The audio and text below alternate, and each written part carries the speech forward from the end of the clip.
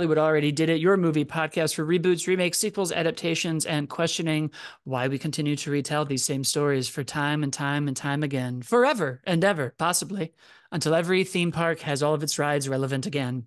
As always, I'm your host, Blake Schultz, and with me is Terrence Tatum. Hello, everyone. And this week we are talking about the fourth and the most recent iteration of Planet of the Apes, the Kingdom of the Planet of the Apes, which I didn't know this until today, thanks to the books, is in fact one of the longest running science fiction franchises in film and across all of its other areas. And now a $2 billion franchise against a $500 million total budget. So those apes, they're going to keep coming. I just love that somebody somewhere many years ago was like, hear me out. What if the planet was apes? Apes. And we've just been vibing with that I like what you're on. I the like it. whole time. Like, it's so funny because the titles get so long. It's like the one franchise we don't complain about that. Every other one, we're like, can we figure something else it's a out? bit excessive. It always has to end with Planet of the Apes. We can never just be like the Kingdom of the Apes. that We know it's the apes. But here part we is that part's a given. Yeah, that's given. It's a We given. see them. Yeah. It's never not been their planet. And here we are now, the fourth one. We're back after our last outing with Woody Harrelson and the death of Caesar and a wonderful end to Matt Reeves' run. So, Yeah. Terrence, take us away. How did you feel about the start of our good friend, not our good friend, we don't know him, of Westball's outing as. No, me and Wes. Um, it's funny based on what you just said. I feel like the Planet of the Apes series is what Universal thinks Jurassic Park is, as far as the sci-fi. Like they think that's what they have, and these apes films keep coming out. Especially these last four, keep coming out, and they're all really solid. Some are home runs, some are like a grand slam, but they're all like really solid efforts. And this has sort of become the best sci-fi franchise that we've had in the last decade, which is impressive. It's a movie, like you said, about apes, which is pretty fascinating. I love this franchise, like that trilogy, the two Matt Reeves and the Rise, which Rise is starting to oddly enough get a weird little thing via Twitter saying it's not as good. Rise is freaking It fantastic. Those always three does. movies, Every 10 yeah, years, we decide whatever movie was 10 or 15 years we don't like it ago. now. Yeah, For a while, the Spider-Man movies were bad. Now they're good again. I'm sure that the X-Men movies are about to have their day. We do this we do all this the time. song and dance all the time, and so I genuinely love those, and those last two are phenomenal. And so this one had a harder curve for me because I love that trilogy so much, and I obviously it's our first time not having Andy Serkis and slash Caesar, and so and then it didn't help that this movie opens with us putting to bed Caesar. I was like, I don't know if this is how you want this to begin because you don't want to remind me of that character. And I think for me, that is what does a bit of a disservice to this film. Let me talk about the goods. I think this movie does a really good job of positing the idea of what if you had this larger than life deity. Let's treat Caesar as if he was Jesus. That's kind of what they do in here. They allude to that a little bit. And from that, you get a lot of people who take his word or what he was saying or what he was putting out there. And 300 years later, they have diluted that and played a wild game of telephone that it is no longer what it once was. Some people think of it, it means this. Some people think it means, hey, we need to kill all humans. Some people say, hey, humans and us should live together. But they've all sort of created these different factions. And I think for me, that was the most fascinating piece of this movie is that we sort of got to see what becomes of the apes if they sort of all live their reign sort of unchecked and they all kind of form their own versions. We got the Eagle clan, which is cool. They can talk to eagles. We got versions here, so it's fascinating to sort of see that. And I like the idea of positing that sort of question is like, hey, if Caesar's not here, what does his philosophical ideas become once we start getting up there, years away removed from it?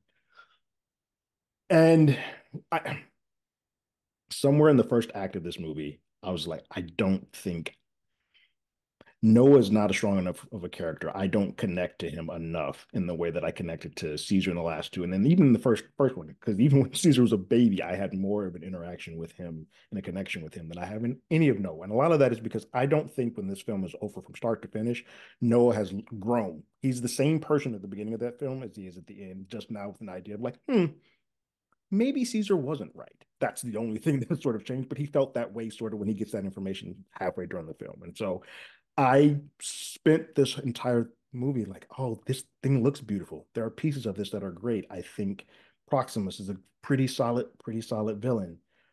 But when I'm introduced to both Noah and to Nova slash May, neither of those characters who are sort of supposed to be the person that I'm focusing on for the apes and the person that I'm focusing on for the humans are strong enough for me to thoroughly enjoy this in the way that I enjoyed any of the previous three. I still really like it. I still like I will come to this world whenever I can. I think, but I just feel like this is a step down in both direction and sort of script because I think positing the idea of what that means with the Caesar stuff is a good idea, but it never really dives deep into it. And that's where I sort of felt like, oh, we do the surface level stuff of this, but we don't get into it. We show, hey, there's photos of what the humans did to the apes at that point in time, but we spent about a 40 minutes of just sort of establishing the world of what Noah is in that by the time that we're off to the races, a lot of that time could have been spent on delving more into what all these factions sort of believe the true essence of what Caesar means to them.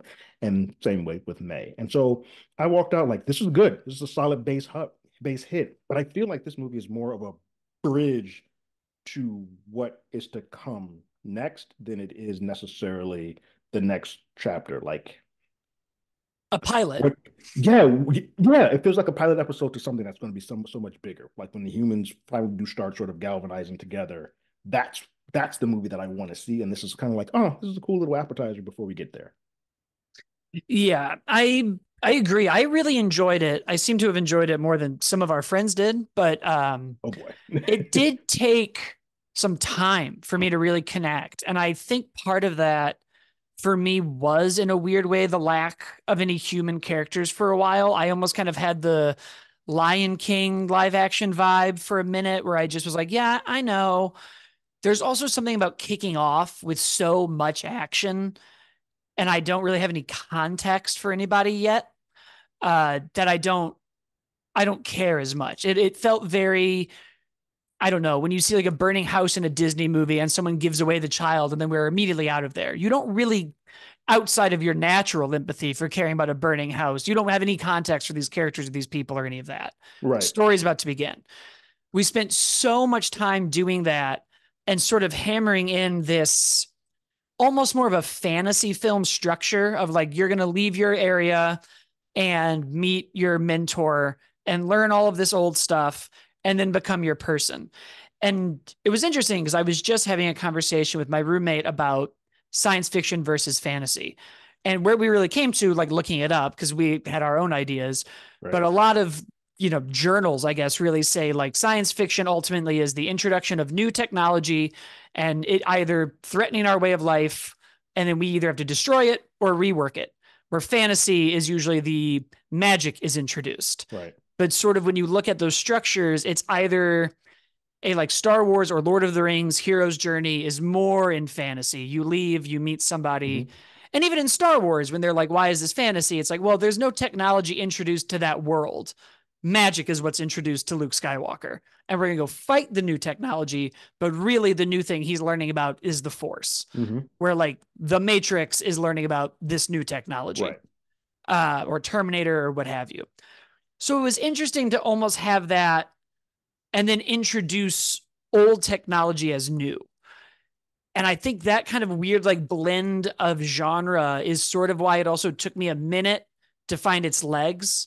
Because Hmm. outside of all the like theological, what did Caesar say? What did he mean? All that stuff, which is really good and does work really well, and is something to the best of my knowledge we've never done in one of these Apes movies. It kind of made the MacGuffin and the story take its time to get going. And even once it does, we're sort of left with Nova being like, well, there's this book. It's like a book and it's going to help humans talk again. you'll see. You'll see. We just can't have Proximus get it. And I sort of was very unclear for a while as if she's just talking about we don't want him to get all these weapons, or if there really was an actual cure to the disease, or if she just meant like there's history. Hmm. It was never quite clear. So I kept sort of trying to struggle with like, well, yeah, what is really being introduced or reintroduced into this universe? Yeah, like all I could really gather from her is just like, hey, we just want another chance at bat. We just want another chance to be the primary folks here on this planet. Um, be damned of what that sort of means to you all. But yeah, it's never really clear. I like the concept of Proxima having sort of keeping a human in tow. But hey, I need you to read this to me. Like that's fast. That's a That's really awesome. cool thing. Like, hey, I got to keep one alive, and if I have two, I don't need two. One of you guys I can kill off now. It was also great that he was reading like Roman history and also Yeah. sort of like misinterpreting that and then trying to sort of have this like Roman kingdom empire Mm-hmm. and sort of having everyone try to work in that unity, but also completely missing Right. the point. Yeah. I thought that was a good parallel for what he's doing with Caesar.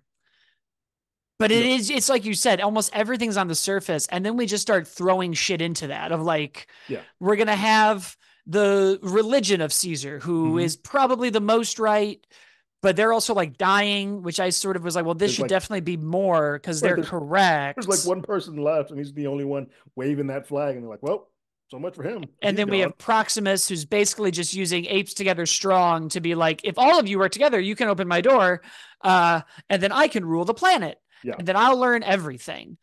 A lot of weird stuff with like space that we didn't really talk about. They find planets and look through telescopes and And all there's this other seeing stuff. it seems like in the last shot he sees that there's a satellite in the air, but he doesn't really know what the hell. He has no context for what the hell that means. He's just like, there's Yeah. something up there. Yeah. And then we start adding in like, oh, the apes used to be in the zoo and they used to be in cages, and we don't, should we be regressing back to that?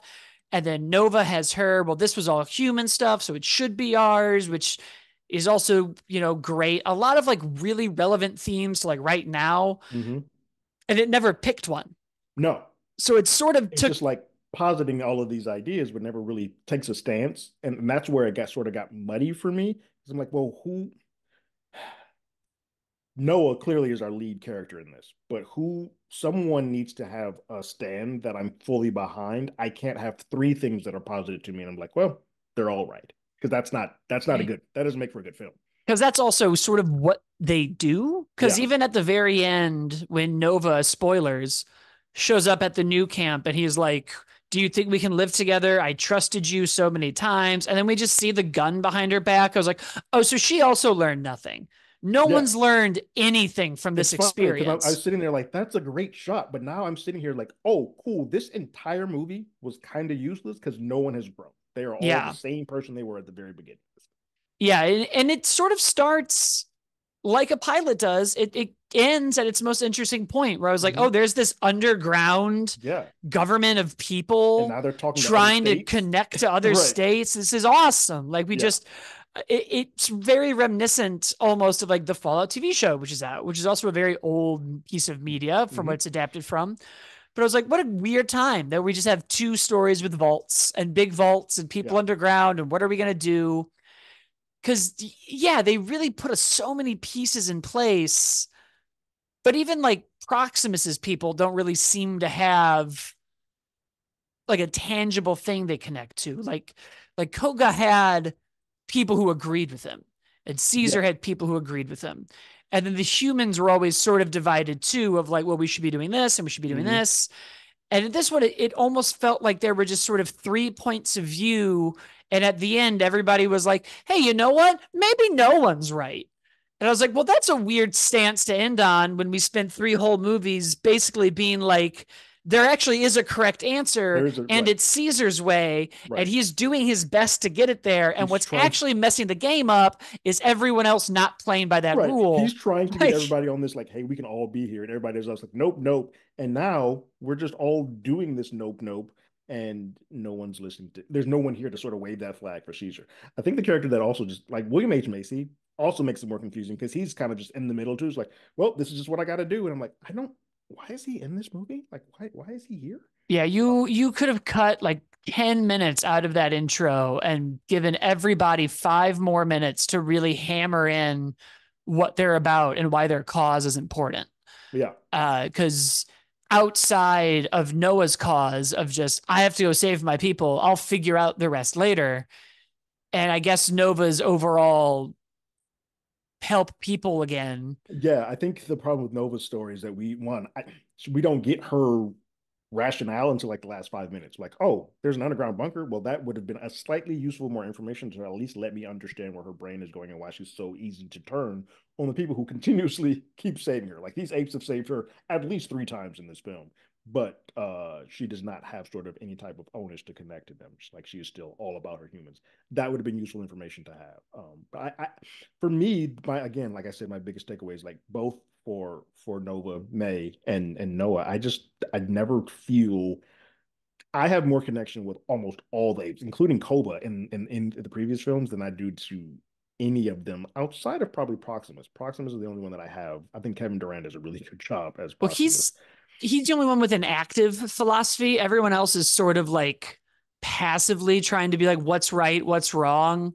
Yeah, And I think the difference in the other three, the past trilogy, and even some of the earlier like books and earlier movies, is that everyone had a very quick, this is who I am. actionable Yeah, stance. They're yeah, really outside of whenever you introduced a new person to be like, oh, I don't know, which is sort of what makes Rise of the Dawn, the second one, done. Dawn of the Apes. I think makes that one the strongest Mm-hmm. is you're constantly having people introduced who are like, well, I'm not too sure, but something needs to happen immediately. Correct. And sort of instead of this like, well, what's going to happen if he gets in there? And then what are you guys going to do if you win? And what if, like, what if that we sort of already posited in the first trilogy quickly of, but even then we sort of did like an X-Men 97 stance on it where they were just sort of like, yeah, if the apes are next, we're done. And we don't want to do that. So get them. Yeah. And then people were like, no, we have to live in peace. We'll defend it. And then you had conflict. like, and that's how you do it. like, Yeah, um, which is funny because like the world building is so good, the it performances is. are so good, so many great one-on-one moments that did posit these things in an interesting way. Even when Proximus is trying to sort of convert Noah to his cause, and he's look out there and what do you see? I Mm-hmm. see stolen clans. And I was like, well, that's a great solid moment of him just Right, being like, I've only have experienced what I've seen. And what right. I've seen in my lifetime is you guys showed up and took us. This other guy showed up and helped me out. And she showed up and lied to me. All I see when I look out there is you doing the same shit to them that you did to me. And I was Right. like, Mm-hmm. that's a good philosophy and theme. And when you talk about why this franchise has been around as long as it does, it's always sort of posited those challenging ideas of sort of outside of the fact that it's just interesting to have a spaceship land and oh no, there's apes, and then we destroyed the planet.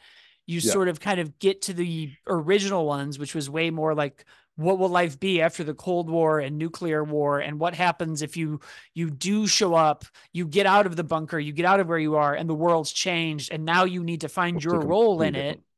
different. Mm-hmm. Um, and then of course, those constantly are then introducing there's stuff under the planet, and there's here we have to leave, and Yeah. this Yeah. and then this one was way more of like, what do we do when it's sort of our fault that we're in this and the world is changing, but we can maybe stop it.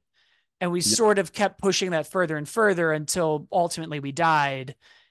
And now this one is sort of in a weird place where all it can really do is posit what if that happens again, but this time it's the humans. Right. Like it's just like, what if we reverse it? It's yeah. essentially like this is very much the parallel to Rise, where it's just like, hey, what if the humans started to have their sort of fight back? Um, with the thought of, hey, this all began in this trilogy and this well quadrilogy now. This all sort of started because the humans were fighting above their weight class, and they thought they were coming up with something to cure dementia, and thus have sort of created this.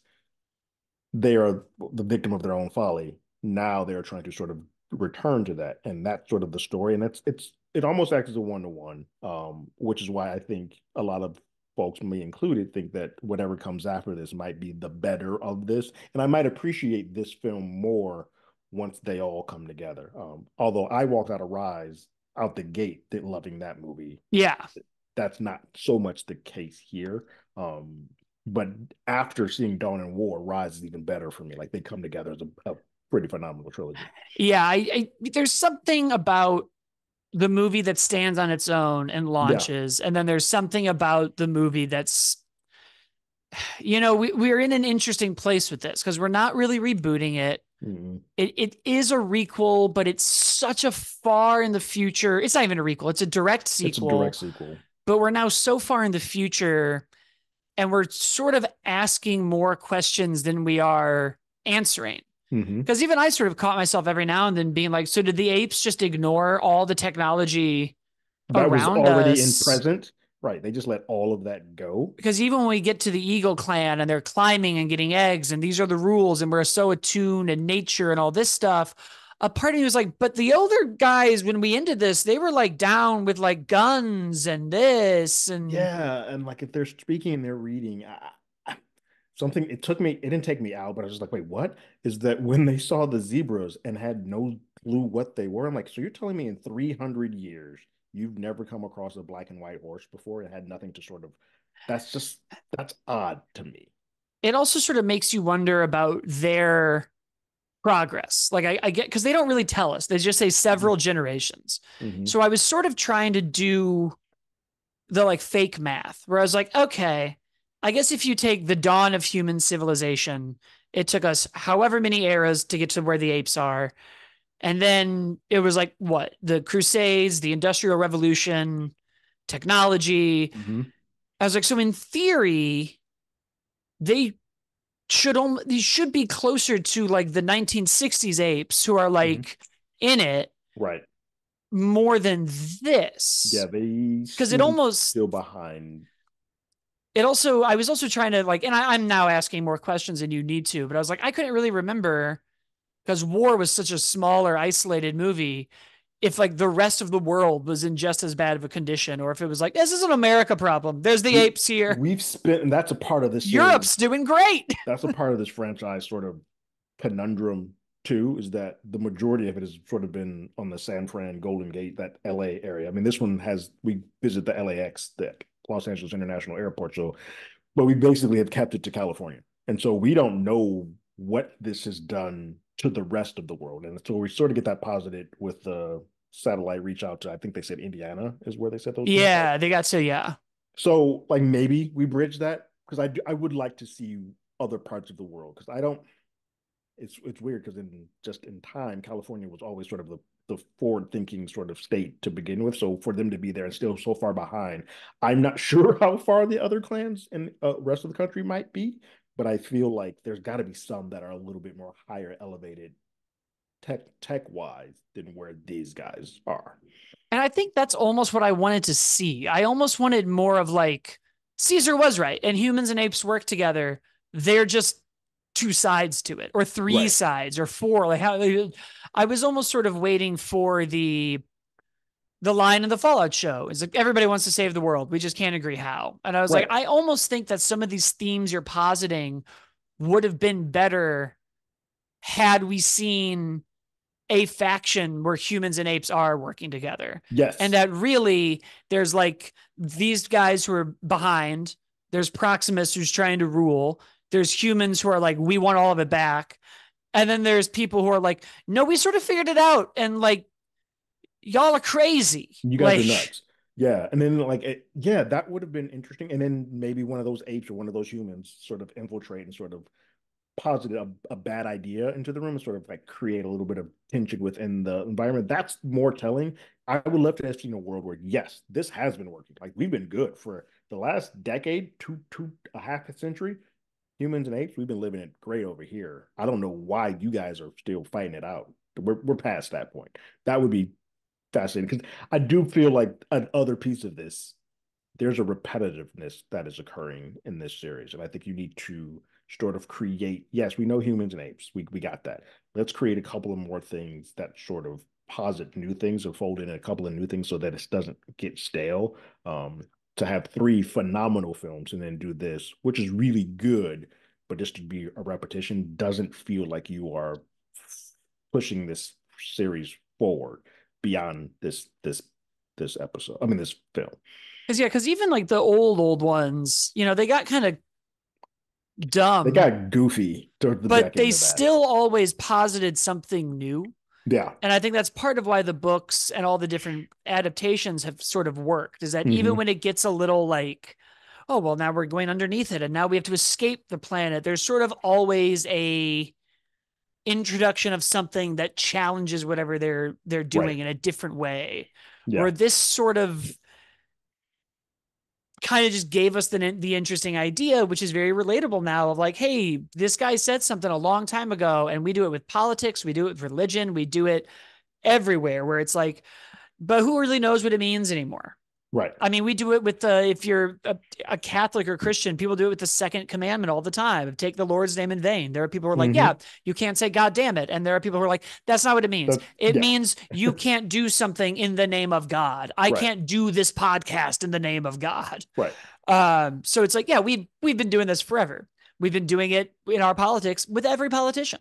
We do it Hmm. sometimes weeks later with them. Correct. We Yeah. also do it with our Second Amendment, something about the seconds. It's only Um, the so it is a fun idea that just doesn't really bring about the conflict and urgency that the other posits do. hmm Like it's a really good, I don't know. It almost reminds me of like the second or third Matrix, where we have these scenes where we're sitting around being like, well, Neo, this Yeah. machine makes water. I have no idea how it works, but I know why it works. But there are also machines coming to kill us. Isn't that interesting? We rely on them, yet they may destroy us. What a fascinating idea. And it's like, yeah, this I mean, this is yeah. a really cool thing to posit, but it doesn't Yeah. really. You're not you're not moving. But we gotta The get on that highway. right. No, nothing's moving. Yeah. This is a Well, great sleepover conversation, cool, cool, reading a cool, cool. philosophy book. Yeah. Let's go do this crazy action sequence. Yeah. It did make me think he'll handle the Legend of Zelda movie very well, though, I because will I say was like, that. I think Yeah. this could be cool I now. think this could be This, cool. Yeah, I think scale. He's got scale down. He's got even the sequence once the dam breaks. That whole thing in there, it's pretty cool to watch. It gets a little weird because you're dealing with two CGI'd apes, and so some of it does get a little uncanny. But for the most part, it's handled well. I think. I don't think there's a direction. Matt Reeves is up here, so it's always going to be sort of for me a bit of a letdown. But I don't think there's a direction issue with this. I think there's a little bit need to be a little bit more time spent on the script and the characterization. So I don't recall if Wes is also the writer on this. If he is, then yeah, there's a twofold. But I don't think he's the writer on this. I think he's just directing. Which directing wise, this is a well yeah, directed film. yeah. But I just think the script leaves a little bit to become. No, it's a good movie, and I It is. often say that we're not here to critique the movie. What we're trying to figure out is like, hey, there's some themes we're talking about. Are they working? Are they not working? And most of them work. They They just do. don't really scratch as deep as you want. I'll say And this. I think this would have worked significantly better had this been the first one. If we didn't have the trilogy, that's I I don't also think we'd be as hard on it as we are right now. no, I do think it's a hard act to follow. And we do Hmm. that with everything. We do it with every Marvel movie, every Star Wars movie, every Halloween movie. We're always going to be like, but what about but Yeah. before? Yeah. Remember how I felt but then when I first saw this remember when I was younger and knew I hadn't seen three different Yeah. CGI ape movies? Yeah. Four if you saw the Tim Burton one in the 2000s. But it's good. I think it's projected right now to make what it's expected Doing like to. 55. Yeah, I mean, like Yeah. that's the thing with these movies. These movies always sort of come out, make their money, and then just go away. No one really talks about them again until it's time for them to come back out again. That's a fascinating series to sort of do. People sort of forget about like, oh, I forgot how great this series is, and like, oh wait, we love these, and so you sort of get new fans all the time. This is the longest gap we've had since that trilogy. Like that trilogy was kind of coming every 3 years. It's been 7 years, which not gonna lie, didn't realize it was 7 years till we got here. I was like, wait, it's been that long. COVID took about Oh 3 years yeah, to that's get that because out. that COVID gap. You're like, what's happening? Yeah. Uh I had the same thing where I was like, God, that was like a long time ago. Like a lot of our lives, because we saw that when together, and a lot of our lives have changed since then. I'm like, well, that was a long time ago. Jesus. Yeah. So Woody Harrelson do that. All right. Yeah. Yeah. Yeah. Yeah. But Which yeah, is good. it's doing well. Critics seem to love it. Fans seem to love it. It's got the lowest of the cinema scores, but it's not terrible. No. I just think the bars for those previous three are so high that this is just kind of falling a little short. Yeah. But I think it could retroactively, if this continues on, it might get a better look because this feels more like where Rise, Dawn, and War all felt like they had an end to each of them. This one feels more like, hey, we're about to tell into another story, which is the first time that sort of happened in the last four films. Yeah. And I'll be back. Oh, yeah, this is one like most IPs that we complain about. This There's too one, many of them. I'm always going back to them. I yeah, don't, yeah, this one this we can is, keep getting this it. is the problem. We're like, oh, they keep doing it. But then I'm like, but I want to But go. I want more of it. Yes. um, but that's it, guys. That's our show. We'll see you, I think, in 2 weeks for Furiosa. That's, I think, next on the docket. And right. Strangers. Oh, Strangers yes. is up too, Strangers has a if you want to do prequel that one. coming out. What a fascinating thing. So this is the world we're in. Great. Then we will see you guys for that one next week. You can, of course, subscribe and leave us a review and follow the show on YouTube at Hollywood Already Did It, on Twitter at HollywoodADI. And Terrence does all of our other things on YouTube, the trailer reactions, the show reviews, and everything else under the sun. And we'll talk to you guys later. Later.